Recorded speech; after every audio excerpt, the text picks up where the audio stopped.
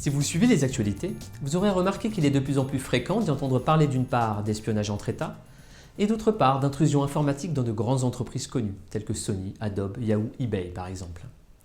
On y entend parler de vol de millions de numéros de carte bleue ou de vol de données de clients, c'est-à-dire vos données, votre email, le mot de passe avec lequel vous êtes inscrit, votre adresse postale ou même votre numéro de carte bleue.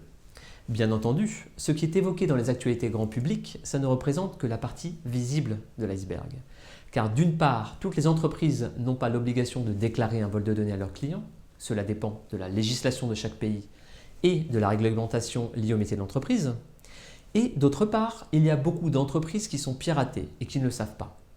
On sait donc que les intrusions informatiques sont courantes dans les entreprises au niveau mondial. Bien entendu, les entreprises qui se font pirater doivent essayer de comprendre par quel biais l'intrusion a eu lieu et corriger les failles afin de mieux protéger leurs données.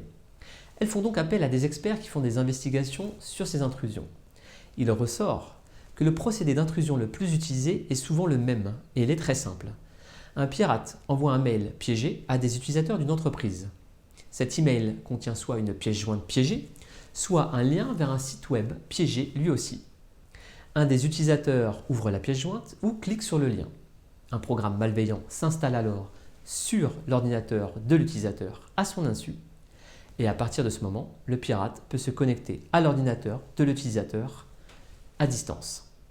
Je résume, ce pirate qui peut être à l'autre bout du monde aura alors accès au réseau interne de l'entreprise comme s'il était un utilisateur de l'entreprise en interne.